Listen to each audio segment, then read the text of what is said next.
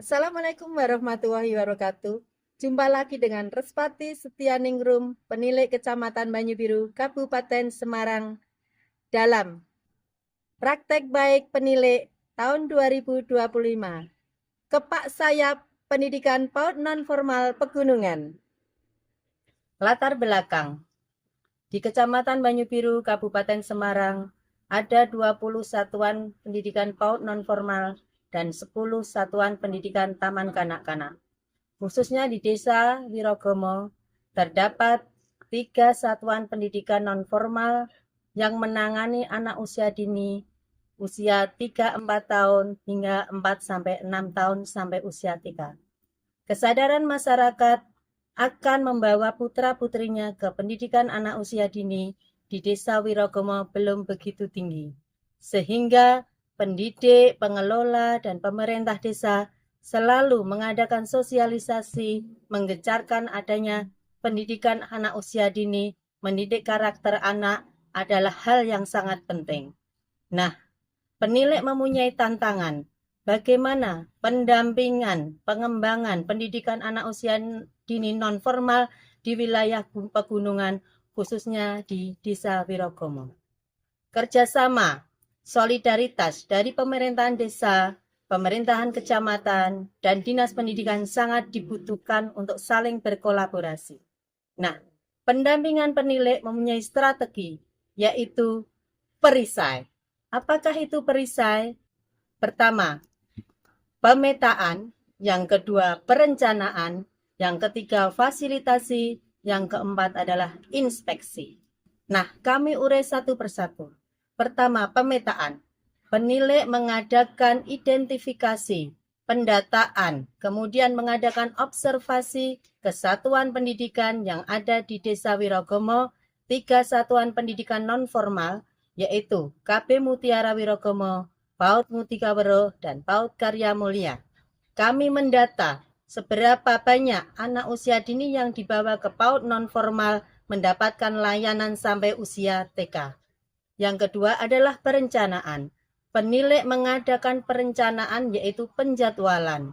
Penjadwalan supervisi, kemudian materi, konten yang akan disampaikan pada waktu pendampingan supervisi. Yang ketiga adalah penilik mengadakan fasilitasi. Apa saja yang perlu difasilitasi oleh penilik? Yang pertama adalah fasilitasi kegiatan Kombel Gugus Gunung Kelir. Di sini adalah wadah pendidik dan pengelola dalam belajar, saling sharing, mengurai permasalahan, memberikan solusi yang terbaik untuk pendidikan anak usia dini khususnya di wilayah Wirogomo. Yang kedua adalah sebagai NST, yaitu narasumber. Penilik dijadikan narasumber di wilayah Desa Wirogomo tentang pendidikan ramah anak atau sekolah ramah anak dari Desa Wirogomo. Adanya sekolah ramah anak membutuhkan sarana dan prasarana dan implementasi yang memadai di PAUD yang ada di dusun atau di Desa Wirogomo. Yang selanjutnya adalah penilik sebagai fasilitas supervisi. Di sini penilik mensupervisi secara akademik, secara manajerial, bagaimana pelaksanaan pembelajaran, pembuatan rencana pembelajaran mendalam, yaitu penyusunan rencana disesuaikan dengan 8 dimensi profil lulusan dan 7 kebiasaan anak Indonesia hebat menyesuaikan dengan perubahan pembelajaran sekarang. Jadi untuk pembelajaran di Desa Wirogomo meskipun PAUD non-formal tidak ketinggalan dengan perubahan pembelajaran yang ada. Yang keempat adalah pendampingan akreditasi.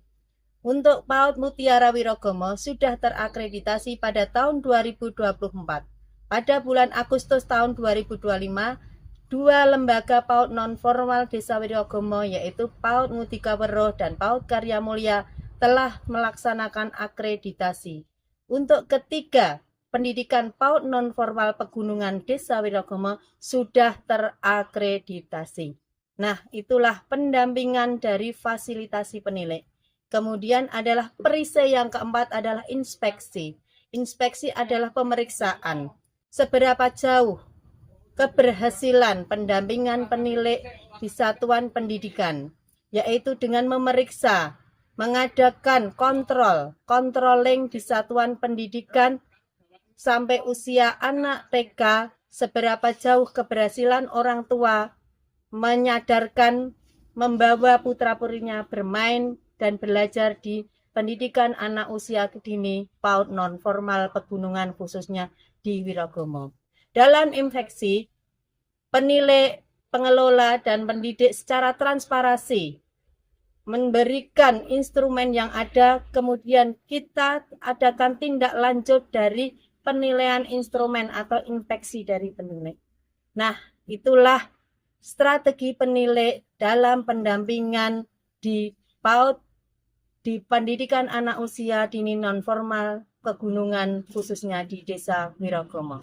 Kesimpulan dari Perise yaitu bahwa masyarakat Desa Wirogomo menyadari bahwa pentingnya pendidikan anak usia dini yaitu usia 3, 4, 4, 5, 5, 6 tahun sampai tuntas. Sehingga ada kepercayaan masyarakat kepada pengelola dan pendidik yang ada di Desa Wirogomo. Kemudian semangat dari pengelola dan pendidik peningkatan kompetensi menumbuhkan dukungan penguatan dari pemerintah desa untuk mensosialisasi lebih lanjut kepada masyarakat membawa putra-putrinya ke satuan pendidikan non-formal yang ada di Desa Wirogomo. Karena di sana tidak ada satupun taman kanak-kanak yang berdiri di Desa Wirogomo. Nah, pada kesempatan kali ini ada peningkatan jumlah peserta didik sampai usia TK di Dusun Wirogomo. Peningkatan adalah 70% dari data yang pertama di saat kami identifikasi. Dari pendampingan penilai adalah ada keberhasilan, ada kesuksesan, meskipun kita selalu berkolaborasi dengan pemerintahan desa, pemerintahan kecamatan, maupun pendidik, pemangku kepentingan yang ada di wilayah Kecamatan Banyubiru. Kami akan menyarankan kepada pemerintahan desa, ke pemerintahan daerah, dan pemerintahan pusat agar memperhatikan pendidikan PAUD non-formal khususnya pegunungan karena fasilitas yang sangat kurang memadai. Di antara adalah sarana dan prasarana dan kesetaraan, kesejahteraan pendidik pengelola yang belum memadai. Alhamdulillah, semoga pemerintahan bisa mendengarkan hal itu.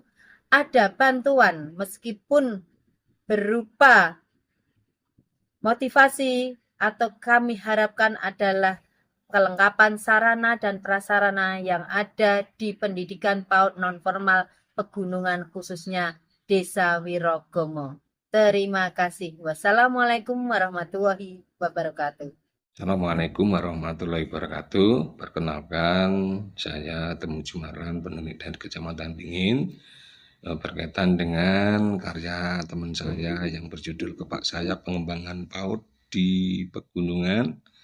Sangat menginspirasi karena di sana beliau menampilkan data-data kemudian dikembangkan dengan strategi perisai itu bisa menginspirasi teman-teman dalam pengembangan layanan PAUD. Di sana disampaikan dengan komposisi jumlah penduduk yang semakin banyak dan layanan TK yang belum ada, sehingga pengembangan layanan pendidikan anak usia dini bisa dikembangkan dengan sampai usia TK. Terima kasih.